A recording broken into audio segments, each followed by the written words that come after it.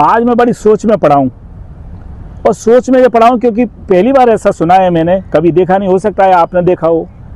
क्या कभी आपने सुना है कि दूल्हा बारात लेके अपने ही घर जाए, दूल्हा बारात लेके अपने ही घर जाए और दुल्हन को लेके वहीं रह जाए?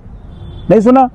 हो सकता है सुना हो। लेकिन हमारी जो म्यूनसिपैलिटी है ग्वालियर नगर निगम, लाल बिल्डिंग का काला सच कई बार हम दिखाते रहते हैं, और ये खबर एक बड़ी खबर है। पहली बार ऐसी बड़ी खबर को मैं मान के चलता हूं कि बड़ी खबर, यदि इसकी जांच हो गई तब ये पूरे मध्य प्रदेश में एक बड़ी खबर होगी। और बड़ी खबर ये, क्योंकि कोई भी विभाग हो, कोई भी विभाग में जो विधि अधिकारी होता है वो पूरा विशेषज्ञ होता है कानून का, कोई फर्जीवाड़े नहीं कर सके, घपले घोटाले नहीं हो सके, उनका रक्षा कवच होता है।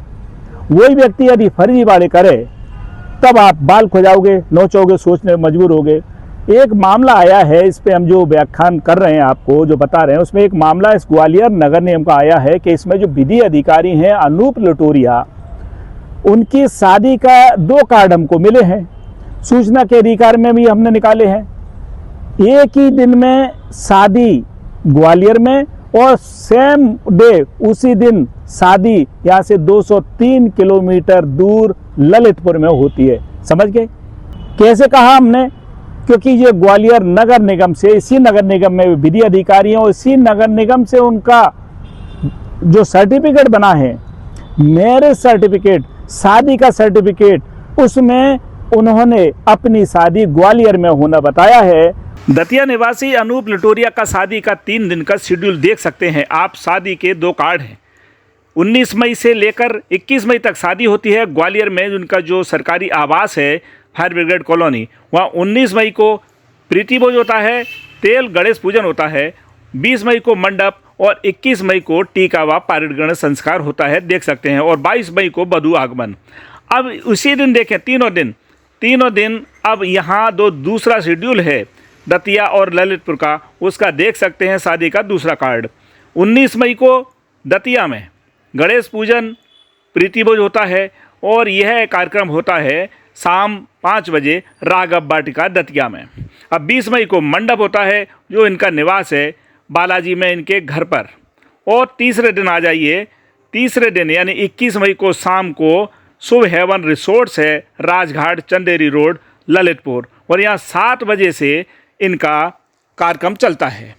अब सवाल यहाँ है कि 21 मई को ही शाम को 5 बजे फूलबाग से इनके फायर ब्रिगेड कॉलोनी में बारात पहुँचती है। तो भैया 7 बजे तक तो बारात पहुँची होगी, 5 से 7 बजे तक 2 घंटे।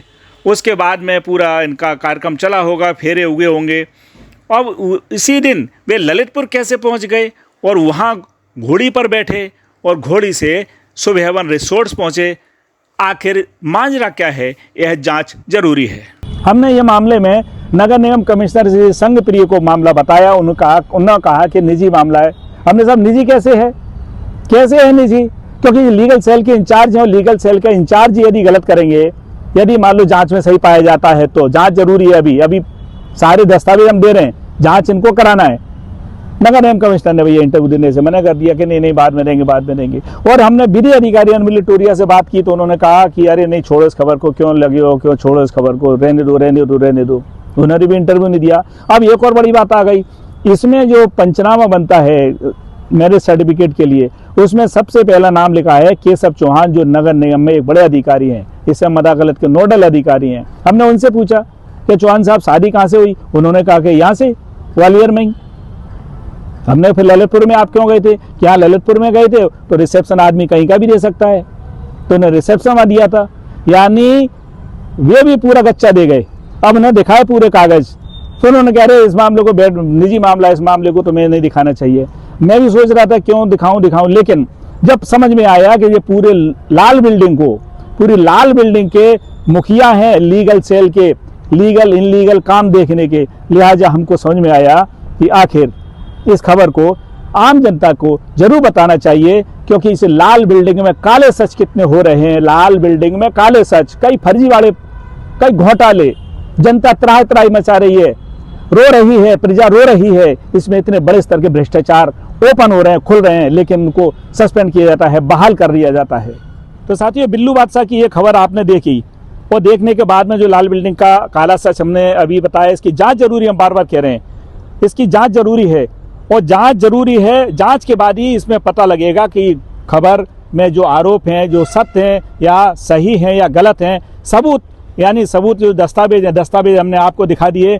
अब इस मामले की कमिश्नर को गंभीरता से जांच कराई जानी चाहिए। ये कागज उन्होंने गलत लगाए, मैरिज सर्टिफिकेट गलत बना है, तब निश्चित रूप से उनको कार्रवाई करना चाहिए, क्योंकि फर्जीवाड़े का मामला बनता है। यदि सही पाया जाता है तो बोलिए भारत माता की, भारत माता की जय हो, जय हो। हमारे तिरंगे को सलाम करते हुए इस प्रकार की खबरें बिल्लू बादशाह पर देखते रहिए।